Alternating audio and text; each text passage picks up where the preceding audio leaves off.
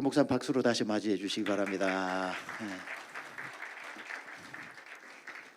이제 뭐 자유롭게 좀 제가 올라온 질문이나 뭐 여러 가지 좀 말씀을 또 질문하면서 이어가도록 하는데 AI 질문이 이번에는 굉장히 많았습니다. 올라온 질문 중에 왜냐하면 뭐 목사님들이 사용하면서도 이게 찝찝한 생각도 있고 또 어디까지 해야 되는지 뭐 이런 것들에 대한 질문들이 수도 없이 많이 올라올 것 같은데 오히려 우리 목사님께서 그 부분은 제가 더 이상 드릴 질문이 없을 정도로 클리어하게 이렇게 말씀해 주신 것 같습니다. 사실은 예전에 대형교회 목사님들 우리가 전에 들었던 대형교회 목사님들을 설교하는 거 전설 따라 삼천리로 들었던 얘기 중에는 어느 목사님은 아예 설교를 만들어주는 부목사님한테 만들어 와 그러면은 풀 매뉴스크립트를 만들어주면 몇 개 조정해가지고 하시는 분이 계셨고 어떤 분들은 설교를 준비하기 위해 필요한 자료를 설치하고 그리고 어떤 본문 같은 경우에 대한 주의 같은 부분에 있어서 테크니컬한 부분들을 또 해오는 설교 준비팀이 있었다고 본다면 옛날부터 왔던 부분이잖아요. 그런 부분에 있어서 여러분이 AI의 관점에서 볼 것 같으면 우리 목사님 말씀하신 거나 적절한 부분이 설교를 보조해 줄 수 있는 시간을 굉장히 단축해 주므로 오히려 우리가 묵상의 시간을 늘릴 수 있는 설교자의 본연의 설교에 참여할 수 있는 시간을 많이 확보하는 것 그런 건 굉장히 좋은 것 같고 옛날에 어떤 전에 들어오는 사실인지 아닌지 모르지만 무조건 만들어 와 그리고는 이제 뭔가 사역들을 하시다가 주일날 그 매뉴스크립트를 가지고 올라가서 그대로 읽는 분도 본 적은 없지만 들은 적은 있어요. 그러니까 그렇게 AI를 사용하면 또 안 되겠죠. 설교 한 편 만들어 이 본문으로 이거는 꼭 그런 목회자라고 본다면 많은 AI의 툴들을 통해 가지고 여러분의 설교를 더 정확하게 더 어떤 부분들에 사용할 수 있다면 그건 굉장히 좋은 거다 이렇게 생각을 해서 목사님 그 부분에 있어서 정확하게 잘 말씀해 주셨다고 생각을 하고 선한목자교회에서 몇 개월 전에 제가 김다희 목사님하고 설교 세미나를 또 제가 주강사로 가서 같이 했었더랬습니다. AI 시대의 설교에 대해서. 그때 많은 분들이 이제 저한테 질문을 할 때 AI를 어떻게 해야 되냐고 그럴 때 제가 그때 결론으로 이렇게 한 적은 있습니다. 최대한 저항하면서 적응하라 이렇게 얘기를 했어요. 너무 얼리 어답터가 돼서 거기에 완전히 중독이 되게 되면 본연의 설교자의 그런 부분들이 약화가 되기 때문에 가능하면 저항하는 마음으로 적응을 서서히 해 나가는 게 좀 좋지 않을까 하는 걸 제가 그냥 대안적으로 좀 제시를 했던 기억이 나기도 합니다. 자, 먼저 아까 목사님의 그 연약함과 설교에 대한 어떤 부족함을 통해서 누구나 설교를 할 수 있다는 그 인커리지 용기를 많이 주셨다고 했는데도 저희가 한 2시간 가까이 들으면서 그 얘기를 엄청 몰입도 있게 하셨단 말이에요. 그러니까 뭐 2시간을 20분처럼 해 나가시는 그 목사님의 또 어떤 주시는 언어에 전혀 부족한 데서는 나올 수 없는 또 주님만이 주신 그 잘 못하신다는 말을 너무 잘 하셨단 말이에요. 무슨 말인지 이해가 되시죠? 그러니까 너무 2시간 동안 잘 못하신다는 말씀을 너무 몰입도 있게 잘하신해서 우리가 잘하시는 건가 진짜 부족하신 건가 하는 생각이 많이 오고 갔는데 목사님 일주일 엽죽고 싶습니다. 목사님의 설교 이제 오는 주일에 설교를 해야 될 때 월요일부터 그 주일이 오기까지의 목사님의 설교 패턴이나 준비나 어떤 루틴에 대해서 좀 알고 싶습니다. 네, 저는 설교를 지금도 그렇고요. 거의 한 6편이나 7편 정도를 매일 준비하고 있어요. 그러니까 이제 시점이 저보다 지금부터 일주일이나 2주일 정도 사이에 제가 해야 될 설교가 보통 한 6편, 7편 정도쯤이에요. 그러면 6편, 7편 정도의 파일을 만들어서 계속 그 본문의 말씀을 묵상하고 기도해요. 그때마다 하나님이 매번 조금씩 이렇게 열었어요. 제가 은사가 없다고 생각하는 것은 한 번에 쫙 정리가 안 된다는 겁니다. 그냥 그 말씀에 그날 받은 은혜가 하나 둘 정도 그러면 그것을 그때마다 한 6편 7편의 본문 속에 넣고 그리고 매일 동의 일기를 써요. 매일 동의 아침에 일어날 때부터 밤에 잘 때까지 내 하루의 삶 속에 주님이 함께 계심을 의식하면서 매일 일기를 씁니다. 그러면 그 일기를 쓰는 과정 속에서 내가 전해야 될 말씀과 관련된 내용들을 하나님이 계속 이렇게 터치하게 해주세요. 어떤 사람의 문제든 내가 읽었던 어떤 책이든. 그래서 그 내용들을 또 일기에도 담지만 제가 설교해야 될 그 내용 속에 들어갑니다. 그리고 실제로 이제 설교하기 전날 또는 둘째 전 좀 원고를 보내드려야 되거나 그럴 때는 조금 더 일찍 제가 해야 될 설교를 주님 앞에 구하면서 쭉 정리를 해요. 이제 그런 형태로 설교문을 정리를 하는데, 제가 선한목재교회 담임 목사로 있을 때는 제가 7시, 9시, 1시 예배 설교를 하고 11시 예배는 부목사님이 하셨어요. 이유는 이제 교인들을 조금 분산하는 효과도 좀 얻어야 되겠고 11시 예배만 너무 집중하면 안 되니까 그런 의미도 있었지만, 부목사님들이 설교자로서 세워지는 과정에서 제가 섬길 수 있는 일이라고 싶었어요. 그래서 11시 메인 예배는 부목사님이 하시고 똑같은 본문으로 일주일 동안 같이 설교 준비를 했습니다. 그래서 목사님들에게는 이제 보통 한 2개월, 3개월 전에 본문이 주어집니다. 그러니까 이제 쭉 강해 설교를 이어가기 때문에 어느 주일에는 어느 목사님이 하시고 어느 주일에는 어느 목사님. 저는 그 본문을 전체를 매번 읽으면서 그 주일 설교 준비도 하지만 저는 그 다음 주 설교 준비까지 같이 들어가거든요. 그 설교 준비는 거의 큐티예요. 그냥 말씀 묵상하고 그 다음 날 또 본문을 처음 읽는 것처럼 해서 또 말씀 묵상하고 그 다음에 또 읽은 본문처럼 말씀 묵상하면서 아까 송태근 목사님 표현한 것대로 하면 정말 문지른다고 하는 거죠. 말씀을 계속 그렇게 말씀 묵상하면서 새롭게 주님이 열어주시고 한 포인트로 집중하게 하는 것이 있는지를 찾습니다. 그래서 나머지 부분은 과감하게 잘라내고 요 본문으로 말씀을 전하게 하시는구나.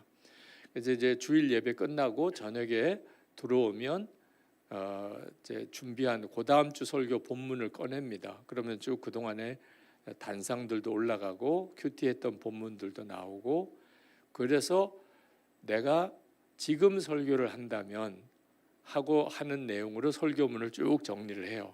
그러면 어떤 경우는 뭐 설교 반짜리가 나오기도 하고 어떤 경우에는 좀 내용이 많으면 한 2편 설교 분량이 나오기도 하고 뭐 그렇습니다. 분량은 일정치가 않아요. 그러면 그 내용을 부목사님에게 파일로 보냅니다. 그러면 부목사님은 2, 3개월 전부터 준비하던 그 본문으로 오늘 내가 설교한다면 라고 하는 최종 설교문을 저에게 보내줘요. 그래서 이제 두 분이 그렇게 크리틱을 같이 그렇게 하는 거죠. 그렇게 하면서 이제 월요일은 다시 한번 그 본문을 가지고 제가 하나님 앞에 오늘 또 내가 설교한다면, 그래서 그 본문의 내용 중에 빠질 거는 빠지고 보완될 거는 보완되고 말씀을 좀 더 핵심적으로 넣고 그래서 또 보냅니다. 월요일에 부목사님에게. 그럼 부목사님은 이제 저하고 크리틱하는 두 번째 날 설교 준비한 걸 저에게 보내요. 그런 형태로 토요일까지 가요. 그래서 토요일에 되면은 이제 같은 본문이지만 부목사님은 다른 결의 설교를 하시고 저는 저대로의 설교를 하지만 같은 본문으로 이어지기 때문에 상당 부분은 사실 크리틱하는 과정에서 서로 보완을 하게 됩니다. 그래서 성도들은 유기성 목사 설교 듣든지 부목사 설교를 듣든지 그 본문이 주는 핵심 메시지는 거의 비슷하게 전달을 받죠. 뭐 그런 형태로 주일 설교 준비를 해오고 특별한 예배 설교 준비도 그렇게 진행을 했습니다. 목사님은 예를 들어 이제 대여섯 편의 설교를 동시에 이렇게 캐테고라이즈 시켜 놓으시고 준비를 하시는데, 목사님은 대부분 이제 설교의 유형으로 보면 아까도 질문했던 것과 동일하게 책을 중심으로 한 그 강해 설교를 하시나요? 아니면 주제를 중심으로 해서 그 설교를 강해식으로 하시나요? 저는 둘 다를 했는데요. 주일 설교는 철저하게 성경 책별로 하는 그런 책별 강해 설교를 했고요. 성령 집회라든지 그런 특별한 새벽기도든지 할 때는 또 주제별로 시리즈 설교를 했습니다. 그 목사님께서 이제 주일 설교를 책을 중심으로 이렇게 쭉 해오실 때 그 책을 66권에 대한 어떤 뭐 순서별이라든지 아니면 나름대로 선정하시는 기준이, 아니면 주님이 주시는 마음으로 이번에는 이 책을 가지고 강해를 해야 되겠다, 어떤 쪽에 뭐 틀림없이 주시는 감동이실 것 같은데. 예. 저는 예수 동행에 대한 삶을 분명하게 성도들에게 전하는데 도움이 되는 어느 책이나 다 도움이 되지만 특별히 아주 명확하게 그 점을 정리해 줄 수 있는 책 중심으로 택하기 시작을 했습니다. 순서대로는 아니고요. 가장 첫 번째 택했던 게 시편이었는데 시편이 예수 동행의 영성을 그대로 담고 있습니다. 예를 들면 다윗과 같은 경우에 다윗의 생애와 그 삶의 업적은 사실 사무엘서 열왕기서에 나옵니다. 그런데 그 역사서에 나오는 다윗의 이야기는 엄밀하게 말하면 다윗 그 자신의 것이라고 하기는 어려워요. 그러니까 저의 유기성 목사 그러면 아무래도 선한 목자 교회 역사책에 나오겠죠. 근데 저 자신이 매일 주님 앞에 묵상하고 기도하고 했던 그 고백은 시편에 나옵니다.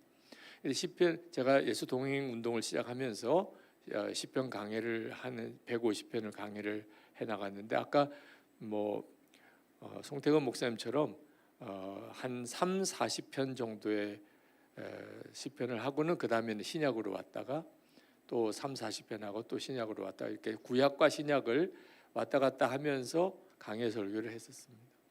목사님이 개인적으로 하신 전체 강해 설교 중에 목사님 기억이 특별히 남는 그 66권 중에 있다 하면 어떤 건지 그 이유가 있으신지 한번 궁금해집니다. 네, 저는 나는 죽고 예수로 사는 것이 복음이라고 속죄에 대한 은혜가 반드시 나는 죽고 예수로 사는 복음의 밑바탕 속에서 나와야 정확하게 이해가 되고 믿어진다는 것을 정말 명심하게 된 것이 로마서 강해 선교를 하면서 갈라디아서 강해 선교를 하면서 그랬고요. 예수님과 친밀히 동행하는 것이 정확한 하나님의 은혜라는 것을 요한서신서, 요한복음과 요한서신서를 강의하면서 정확히 알게 됐고요. 실제로 교회 안에서 예수님은 살아 역사하심을 사도행전 강해 설교를 하면서 정확하게 제가 정리할 수 있었고 성도들에게 가르칠 수 있었고요. 구약에서는 이제 창세기부터 쭉 모든 구약 성경을 다 강의하고 제가 은퇴하고 싶었는데 도무지 역부족이었기 때문에 제가 너무 예수 동행 운동을 시작한 게 늦었다고 생각이 드는 아쉬움이 남는 부분이기도 합니다. 마무리를 못하고 끝낸 것이. 그러나 가장 중요한 부분이 시편이었습니다. 시편은 정말 설교하기 어려운 본문이긴 한데 저는 제 사역 전체가 뒤집어지는 똑같은 내용인 것 같은 시편이 예수님과 동행하는 삶이 똑같은 하루 같은데도 어쩌면 그렇게 다를 수 있는지를 그대로 보여주었고 예수님과 동행하는 삶이 그대로 매일매일 무한 반복인 것 같은 그 삶이 나의 삶 전체를 바꾸고 교회를 완전히 바꾸는 역사가 시편을 통해서 그대로 다 드러났습니다. 그래서 시편 강의를 이렇게 해보니까 주님과 동행하는 삶은 날마다 같은 패턴인 것 같은데 매번 다르고 감격이고 충격이었던 것을 경험하게 된 거예요. 저도 목사님 미국에서 목회하던 중에 목사님 시편 강해 어떤 한편 설교를 차 안에서 듣다가 끝나고 그 전율 때문에 내리지 못하고 한참 동안 있었던 기억이 방금 말씀하시니까 떠오릅니다. 그럼 목사님은 어떤 그 본문이 정해지고 그걸 매일 큐티식으로 또 묵상을 하시고 하다 보니까 그때 그날 하나님이 주시는 또 감동들이 끝날 주일날 설교하기 직전까지도 있으시다면 100% 이제 부목사님하고 주고받는 어떤 매뉴스크립트나 아웃라인이 있으시지만 그러면 나는 죽고 예수로 사는 사람 이런 책들이 나왔던 그 내용들이 목사님의 최종적인 설교를 다시 녹취한 겁니까? 아니면 목사님이 그 전에 완성되어진 매뉴스크립트가 책으로 나온 겁니까? 사실 제가 책을 쓸 수 있는 여력이 없었기 때문에 저는 책 쓰는 거에 대해서 사실 마음에 좀 석연치 않은 마음이 있습니다. 제가 책을 집필해서 써야 되는데 제가 설교했던 내용을 출판사에서 다듬어서 설교집으로 나온 것들이에요. 나는 죽고 예수로 사는 사람도 나는 죽고 예수로 사는 십자가의 복음이 제 가슴에 왔고 그 복음이 저를 살렸고 그 복음이 저를 이끌어가서 어디 외부에서 집회 요청을 받으면 나는 죽고 예수로 사는 복음을 전하는 것이 저의 유일한 소망이었고 기쁨이었어요. 이제 그렇게 전했던 설교를 가지고 이제 설교집을 만든 거인 거죠. 그래서 엄밀하게 말하여 제가 집필하여 책을 쓰는 것은 정말 이제 제게 주어진 과제인 것 같다는 생각이 듭니다. 제가 썼던 거의 모든 책은 제가 그런 과정을 통해서 설교했던 내용을 정리해서 책으로 나온 거죠. 그러면 보통 이제 아까 송태근 목사님도 신학이 있는 설교라고 말씀하셨고, 목사님의 신학을 어떤 우리 교회사 전통에서 뭐 웨슬리안 신학, 칼비니즘 신학 이렇게 하지 않더라도 목사님의 신학을 나는 죽고 예수로 사는 복음의 삶, 이걸 목사님 유기성 목사님의 신학이다 하면 그게 이제 성경을 보는 관점이 되는 거기 때문에 목사님은 어떤 본문을 만나도 이 관점을 가지고 본문을 보고 묵상하시는 겁니까? 저가 스스로 놀라운 것은요, 성경 전체가 하나님을 믿고 주님을 바라보고 하나님이 이끄시는 대로 살라는 것이에요. 어떤 본문을 가지고 봐도 하나님은 살아계시다. 하나님은 우리의 삶을 주관하고 역사를 주관하신다. 그러므로 하나님의 말씀대로 살으라. 그게 이제 우리 안에 오신 예수님과의 동행하는 것과 하나같이 다 적용이 되는 겁니다. 그래서 많은 분들이 결국 유 목사 설교는 결론은 예수님과 동행하자 하는 거지 뭐 이렇게 되는 것에 대해서 저는 사실 변명할 여지가 없어요. 실제로 말씀을 보고 묵상하면 결국 주님과 동행이 되는 거구나, 이제 이렇게 되니까요. 그래서 제가 성경을 전체를 창세기부터 다 읽어보면, 그리고 이제 많은 분들에게 그렇게 한번 해보시라고 권해요. 예수님과 실제로 동행하면서 성경을 한번 읽어보시라. 그러면 계속 주님이 나와 함께 계시는 것을 계속 보여주세요.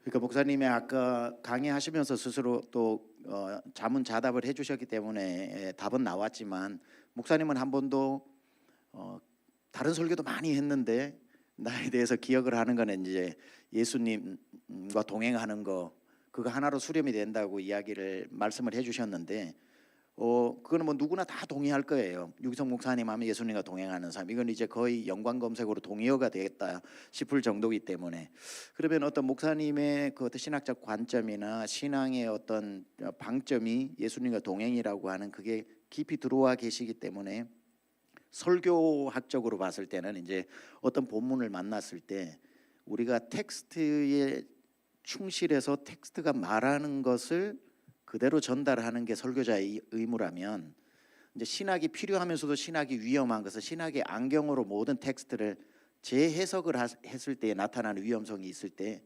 목사님의 아까 방금도 말씀해 주셨지만 물론 예수님과의 동행이라고 하는 이 안경이 설교의 방해가 되실 때는 없으셨는지, 본문이 절대 그걸 얘기하지 않는데 난 또 해석이 그 방향으로 가서 결론이 났다라고 했을 때의 설교자로서의 고민. 네, 목사님 말씀이 뭐 맞습니다. 근데 제가 이제 조금 억울하다고 생각되는 부분은, 네, 저는 목사님께서 말씀하신 것처럼 진짜 성경 그 자체가 말씀하려는 것을 정확하게 전해주는 일이 설교자의 중요한 책무라고 생각이 듭니다. 사실 그것만이 지금까지의 하나님의 역사에 하나님의 말씀을 전하는 자의 소임이거든요. 하나님의 말씀하신 그 내용을 그대로 전하는 거, 정확하게 거기에 가감하면 안 되는 게 설교자의 소임이죠. 저도 매번 설교를 본문을 그렇게 다뤘어요. 근데 하나 저는 목회자로서 특히 주님이 우리와 함께 계신 것이 너무 중요하고 가장 결정적인 포인트이기 때문에 그 말씀대로 하나님이 주신 이 본문에서 말씀하시는 그 메시지대로 우리가 살려면 주님과 동행해야 합니다는 것을 꼭 덧붙였던 거예요. 근데 사람들은 그 내용들을, 앞에 있던 내용들은 다 빼버리고 결국은 유 목사는 예수님과 동행하라고 하는 거구나, 이렇게 그냥 딱 인식되어져 버리는 게 솔직히 조금 억울하지만 역으로 그냥 감사하다. 그거 하나라도 분명하게 기억하셨으면 저로서는 제가 할 일을 다 했다. 주님 앞에 갔을 때 설교자로 불러주셨는데 주님 제 소임은 다 한 것 같습니다. 이렇게 말씀드릴 수 있는 거라는 거죠. 목사님 시간이 지나고 후배의 후배와 또 100년, 200년이 지났을 때 유기성 목사님 하면 설교 잘하신 분이라고 생각이 드는 게 아니라, 유기성 목사님 하면 예수님과 동행이라는 단어가 떠오르는 것만큼 설교자가 가질 수 있는 복이 어디 있겠습니까? 최고의 복을 목사님께서는 받으셨다고 생각을 하고 참 존경스럽고 부럽고 그렇습니다. 목사님께서 아까 6개, 7개 본문을 가지고 이제 묵상을 할 때 하나님 이런 걸 주시고 하는데 이 묵상에도 수준이 있고 큐티에도 큐티식이라고 하셨지만 큐티에도 레벨이 있거든요. 그러니까 똑같이 묵상을 해도 좋은 퀄리티 있는 설교가 나올 수도 있고 일주일 내내 묵상을 했는데도 안 나올 수도 있는데 아까 송태근 목사님은 강의 중에 사무엘상 1장을 가지고 이렇게 본인이 성경을 보는 과정들을 함께 이렇게 좀 곁에서 구경하는 경험을 하게 되었다면 예를 들자면 목사님이 이제 2, 3주 후에나 오는 주로 하겠습니다. 오는 주에 정해진 본문이 시편 23편 1절이다. 여호와는 나의 목자시니 내게 부족함이 없으리로다. 이 한 구절을 가지고 설교를 해야 되는 주어진 본문이라면 목사님은 일주일 동안 어떤 식으로 묵상을 해서 설교까지 가는지를 한번 시뮬레이트 해주시면 좋을 것 같습니다. 저는 네, 실제로 시편 23편을 가지고서 설교해 온 제 그동안의 삶을 한번 돌아보는 계기는 있었어요. 이제 최 목사님이 그 말씀을 하시니까 저로서도 참 깜짝 놀랄 일인데 이제 어느 곳에 가서 말씀을 전해야 되는데 무슨 말씀을 전해야 되나 할 때 시편 23편을 가지고 설교하라 그런 마음을 주셔서 그 본문으로 3번의 설교를 준비를 했는데요. 처음에는 당연히 여호와는 나의 목자시고 그리고 나는 부족함이 없다고 하는 다윗의 이 믿음이 얼마나 귀한가 하는 것에 대한 메시지였어요. 그리고 우리가 부족함이 늘 있다고 생각되는 것은 사람이 가지고 있는 본능이지만 하나님이 진짜 여호와가 나의 목자가 되시는 분명한 체험이 사실은 열쇠다. 나는 왜 염려가 많고 두려움이 많은가? 나는 안 되나 봐. 절대로 그렇게 생각하지 말고 이제 진짜 예수님이 목자이신 주님이 나와 함께 계신 것에 대한 것에 눈이 열리면 기대를 하시라. 나 정말 부족한 게 없습니다. 이런 고백이 나오게 된다. 저는 이제 설교를 하는 관점이 바뀌어진 계기가 성경 말씀대로 살으라가 아니고 성경 말씀대로 살아집니다. 실제로 이제 그게 저에게 있어서 주어진 엄청난 충격이었어요. 그래서 이제 설교를 듣는 회중이 설교를 듣고 난 다음에 아 그렇게 살아야 되는 거구나가 아니고 갑자기 확 기대가 생기는 거예요. 아 내가 부족함이 없고 염려가 없고 정말 행복하게 살아지게 되겠구나. 곧 그 일이 오겠구나. 단 하나 내가 계속 주님을 바라보고 살면 그러면 염려하지 말아야 되고 두려워하지 말아야 되고가 아니구나. 그렇게 되는 거. 이제 그게 이제 첫 번째 저에게 있어서 중요한 메시지였어요.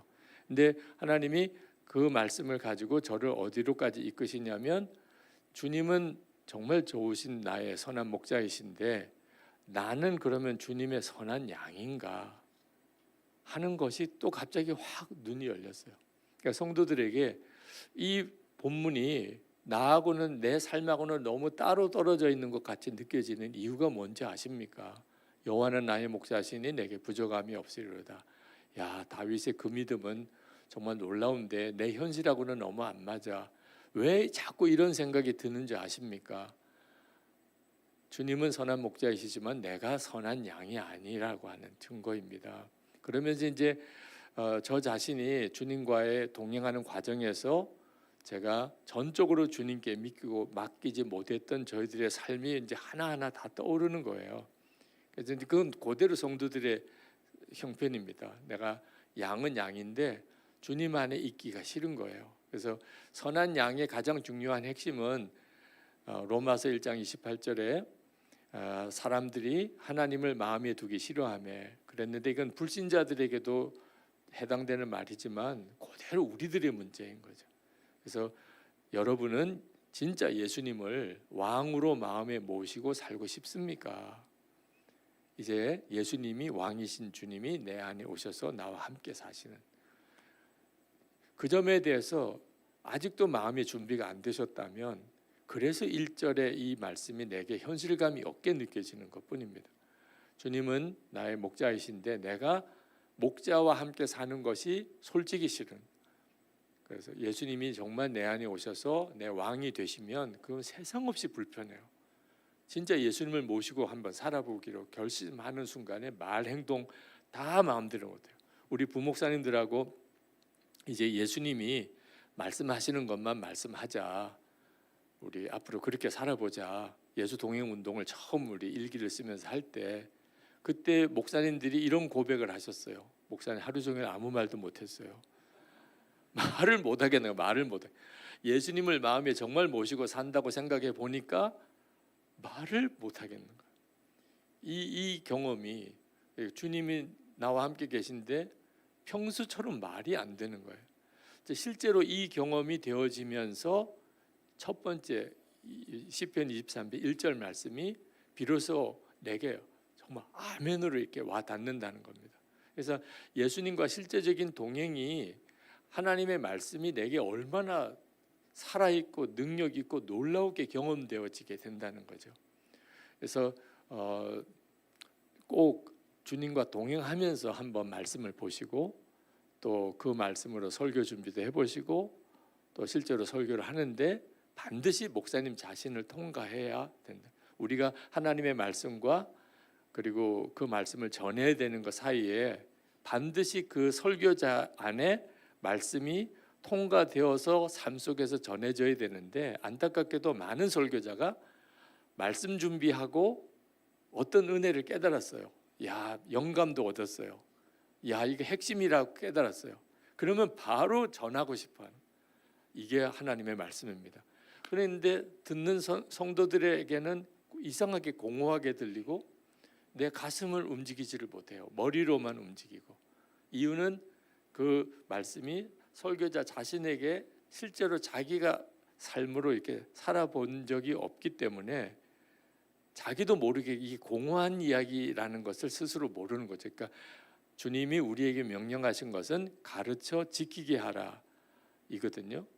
가르치기만 하라는 게 아니고, 근데 내가 지키고 그래서 그것을 가르쳐야 하는데 안타깝게도 머리로 아는 것을 그냥 사람들에게 가르치기만 하는 것으로 설교사에게 끝나버리니까 그 점이 공허하게 되어버려요. 설교사에게 능력이 없어지니까 설교자 자신이 힘이 쫙 빠지게 되고 자기 자신이 무능하다고 생각이 되는 겁니다. 그래서 말씀 그대로 자기가 살아보고 산 대로 전해보는 요 패턴을 꾸준히 살아보시면, 그렇다고 해서 사람이 언변이 특별히 좋아지는 건 아닌 것 같아요. 그런데 이상하게 말씀을 듣는 사람들의 반응이 달라지기 시작하는. 목사님도 오랫동안 목회하시면서 뭐 그런 시즌들과 지금도 그러시겠지만 설교의 양이 굉장히 많다 보면 우리 여기에 이제 1인 한 분이 새벽 예배, 수요 예배, 금요 주일까지 해야 될 때는 전해야 되는 말씀과 살아내야 되는 어떤 간격 속에서 시간이 너무 촉박하고 또 그 말씀은 전해야 되는데 이대로 내가 검증해보는 시간들이 부족하지만 나중에 이 말씀대로 한번 살아봐야지 하다가 또 다음 주가 되면 새로운 말씀을 가지고 또 전해야 되고 또 전해야 되는 이 상황 가운데에서의 그 괴로움이 있는데 목사님도 그런 경험이 많으셨겠죠. 근데 그 문제에 대해서 아마 정말 경험을 하실 거예요. 설교사에게 많아지는 한국교회 목회자의 삶에. 근데 저는 중요한 초점이 설교를 잘하려고 하는 마음을 일단 주님 앞에 정말 십자가에 딱 못 박고, 주님 저 좋은 설교자라는 평가 듣고 싶습니다. 이거 저 이제 주님한테 다 맡깁니다. 저는 상관없습니다. 그러나 저는 주님이 주시는 말씀만 전하는 것으로 충분합니다. 저를 그런 종으로 그냥 써주십시오. 그렇게 정말 맡기고 나면 일단 설교를 많이 해야 된다는 스트레스가 속에서 확 없어져요. 우리는 설교를 잘해야 된다는 생각이 너무 많다 보니까 그러니까 막 2편, 3편 설교를 하는 게 힘든 거예요. 그리고 기본적으로 예수님과 동행하는 삶에 대하여 내가 나 스스로가 내 삶으로 이렇게 잘 자리를 잡지 못했기 때문에 주님이 나를 통하여 말씀하는 게 좀 힘들게 느껴지는 거예요. 이것은 지금은 힘들지만 주님과의 관계가 점점 깊어지면 엄청 자연스럽게 나옵니다. 그러니까 말씀 준비를 충분히 할 수 있는데 안 하는 것은 죄죠. 그런데 어떤 경우는 말씀 준비를 솔직히 할 수가 없어요. 아침에 장례 예배 갔다 와서 그리고 난 다음에 뭐 새벽에도 또 설교해야 되고 바로 그 다음에 신방도 가야 되는데 뭐 오늘 개업 예배도 하고 저녁에 또 수요 예배도 인도해야 되는 총체적인 갑자기 들어오는 이 많은 일정을 내가 안 한다고 할 수도, 설교 준비 안 한다고 할 수도, 정말 이제는 진짜 주님께 그날 하루를 맡겨야 됩니다. 주님 말씀 안 주시면 저 전하지 않습니다. 그리고 주어진 순간에 말씀으로 그냥 차 타고 가면서도 묵상하고, 그리고 하나님이 딱 하나 주신 것이면 이것만 전하겠습니다. 평가를 걱정하지 않으면 정직하게 반응할 수 있어요.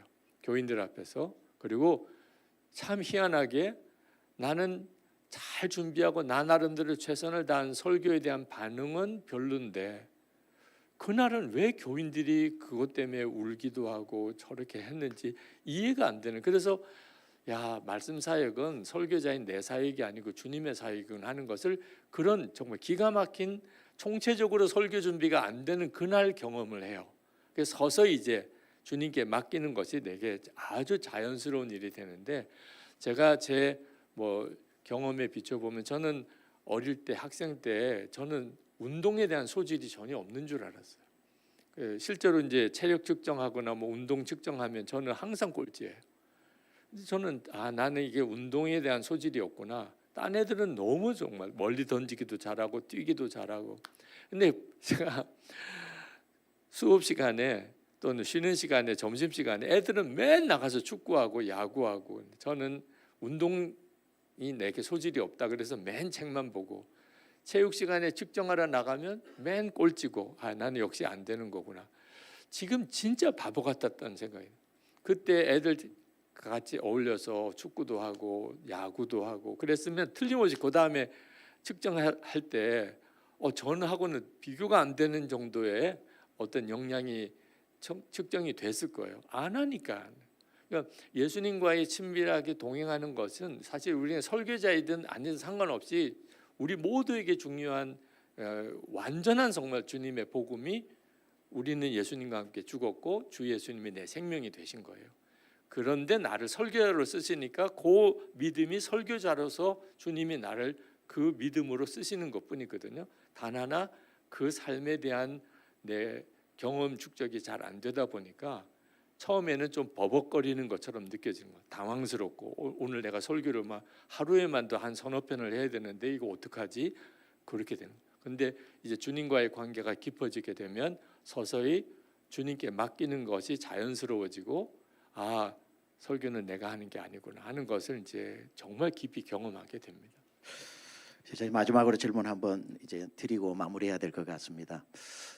여러 가지 질문들이 아직 많이 남아 있지만, 목사님은 예전에서부터 지금까지 목사님에게는 솔직하신 말씀이고 우리에게는 정말 또 우리 수준을 배려해서 겸손하게 말씀해 주신 것 같기도 하고, 예전부터 지금까지 저는 설교를 잘하지 못했습니다 이렇게 말씀을 하시지만, 또 그때 최선을 다하시고 말씀을 잘 하셨기 때문에 오늘날 한국 교회도 많은 분들이 말씀에 경청을 하고 은혜를 받고 하니까, 확실히 목사님께는 목사님이 인정하기 힘든 목사님만의 설교에 또 은사가 있는 건 확실하고, 그게 증명되어지는 게 이제 한국 교회 많은 설교자로서의 명성을 또 가지시는 건데, 스스로 목사님 개인 생각을 하실 때는 나는 신학생 때부터 부사역자나 담임을 하거나 부산에서 또 거쳐오신 목양의 모든 지역에서 나는 이렇게 설교를 해왔다라고 생각을 하실 때, 그럼에도 불구하고 목사님 생각에 내가 설교를 한번 딱 어떤 차원에서 점프를 했다거나, 아니면 저희에게는 목사님은 늘 좋은 설교자셨지만